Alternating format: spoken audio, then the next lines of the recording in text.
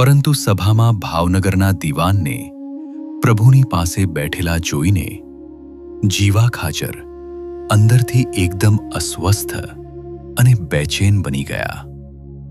દીવાનજીએ પણ પોતાની સૂચક અને તીક્ષ્ણ દ્રષ્ટિથી જીવા ખાચર તરફ જોયું એટલે જીવા ખાચર શરમ અને ક્ષોભના કારણે તુરંત જ નીચું જોઈ ગયા.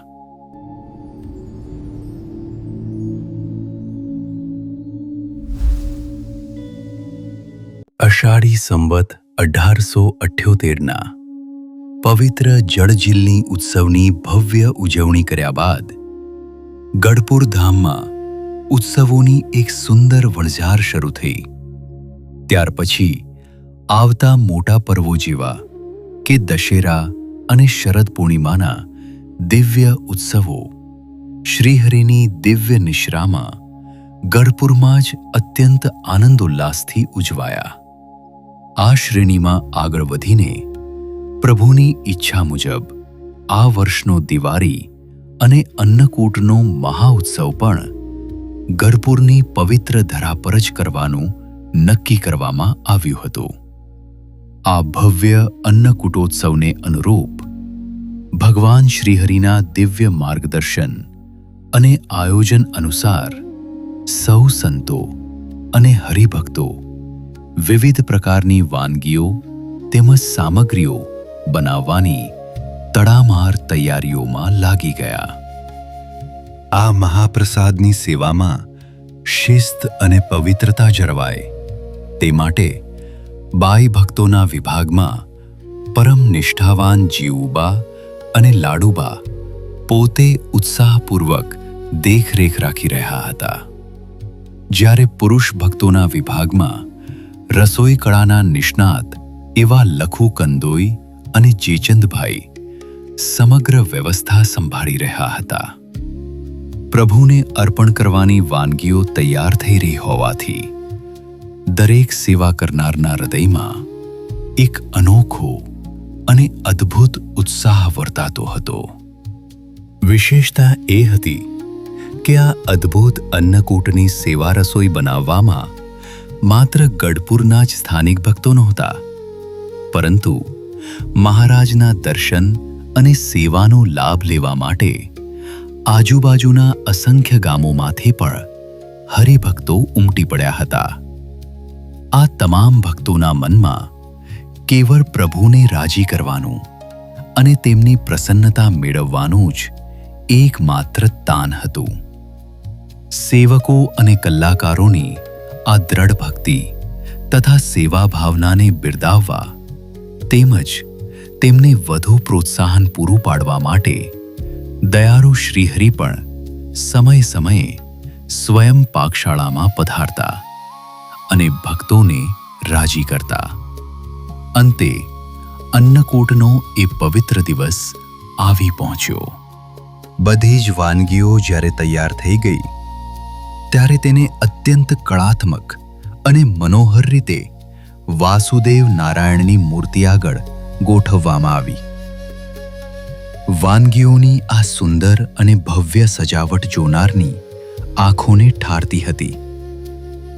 બરાબર તે જ સમયે ભાવનગર રાજ્યના દીવાન પરમાનંદ મહેતા ગઢપુર પધાર્યા અને તેમની સાથે રાજ્યના એક ઉચ્ચ અમલદાર પણ હતા. તેઓ દરબારના અને રાજ્યના કોઈ વિશેષ વહીવટી કામકાજ અર્થે ત્યાં આવ્યા હતા. દીવાન પરમાનંદ મહેતાએ જ્યારે દરબારગઢમાં પ્રવેશ કર્યો ત્યારે તેમને પોતાની ઝીણવટભરી નજરે વાસુદેવ નારાયણ આગળ સજાવેલી આ અન્નકૂટની અદ્ભુત અને કળાત્મક રચના નિહાળી. આ ભવ્ય દ્રશ્ય અને ભક્તિની સુવાસ જોઈને તેઓ મનથી અત્યંત ખુશખુશાલ થઈ ગયા. વાસ્તવમાં દીવાને ભૂતકાળમાં સ્વામિનારાયણ ભગવાન અને તેમના સંપ્રદાય વિરુદ્ધ ઈર્ષાળુ લોકો દ્વારા ફેલાવાયેલી ઘણી ખોટી વાતો અને નિંદાઓ સાંભળી હતી. પરંતુ આજે જ્યારે તેમણે ગઢપુરનું આ પવિત્ર, શુદ્ધ અને ભક્તિભર્યું વાતાવરણ પ્રત્યક્ષ નિહાળ્યું ત્યારે તેમના મનના તમામ ભ્રમો ભાંગી ગયા. તેઓ અત્યંત પ્રભાવિત થઈને આદરપૂર્વક પ્રભુ સન્મુખ બોલી ઉઠ્યા, હે મહારાજ, આપની આ શુદ્ધ અને આદર્શ ધર્મની રીત વાસ્તવમાં અન્યાયી અને અધર્મી લોકોના પાપ અને દમનનો નાશ કરવા માટે જ છે. જે લોકો પોતે અન્યાયી અને સદાચારથી વિમુખ છે તેમને જ આપનો આ પવિત્ર માર્ગ રૂચતો નથી. પરંતુ જે ભાગ્યશાળી જીવો પર આપની સાચી કૃપા દ્રષ્ટિ થાય છે તેમના હૃદયમાં ધર્મ સહિત ઉત્તમ ભક્તિના સંસ્કારોનો ઉદય થાય છે અને તેમને જ આ દિવ્ય સત્સંગનો આશ્રય કરવાની સાચી રુચિ જાગે છે. દીવાન પરમાનંદ મહેતાની આવી શુદ્ધ અને ઊંડી સમજણ જોઈને શ્રીહરિ અંતરથી અત્યંત પ્રસન્ન થયા. પ્રભુ તેમના તરફ અમૃત દ્રષ્ટિ કરીને બોલ્યા, દીવાનજી, વાસ્તવમાં સત્પુરુષના પ્રત્યક્ષ યોગથી જ સાચા ભગવાન ઓળખાય છે. મનુષ્ય ભલે ગમે તેવો ભણેલો ગણેલો કે બુદ્ધિશાળી હોય, પરંતુ જો તેને સાચા સત્પુરુષનો સમાગમ ન મળે તો તે ક્યારેય ભગવાનના યથાર્થ સ્વરૂપને ઓળખી શકતો નથી. જો કે સત્પુરુષને ઓળખવા એ પણ બહુ અટપટી વાત છે. જીવનો આત્યંતિક મોક્ષ કરી શકે એવા સમર્થ સત્પુરુષ સન્મુખ મરે તો પણ જીવને તેમની વાત મનાતી નથી. તેનું મુખ્ય કારણ એ છે કે માણસને પોતાની બુદ્ધિ અને ચતુરાઈનું ઘણું માન હોય છે. આવા માની અને અહંકારી લોકો સાચા સત્પુરુષને ઓળખી શકતા નથી અને અજ્ઞાનતાના કારણે અસત્પુરુષમાં સત્પુરુષની ભાવના રાખીને છેતરાય છે. ગઢપુરના આંગણે અનાયાસે મળેલો આવો દિવ્ય જ્ઞાનનો લાભ અને પ્રભુના સાક્ષાત દર્શન પામીને દીવાનજી મનોમન ધન્ય ધન્ય બની ગયા. તેમના સમગ્ર જીવનનો આ સૌથી યાદગાર અને અલૌકિક અવસર બની ગયો. ભાવનગરના દીવાન પરમાનંદ મહેતા શ્રીહરિની બિલકુલ સમીપ બેસીને પ્રભુના વચનામૃતોનું પાન કરી રહ્યા હતા. બરાબર એ જ સમયે સભામાં જીવા ખાચર આવ્યા. તેમણે શ્રીહરિને પ્રણામ કર્યા અને પ્રભુની સન્મુખ આવીને બેઠા. પરંતુ સભામાં ભાવનગરના દીવાનને પ્રભુની પાસે બેઠેલા જોઈને જીવા ખાચર અંદરથી એકદમ અસ્વસ્થ અને બેચેન બની ગયા.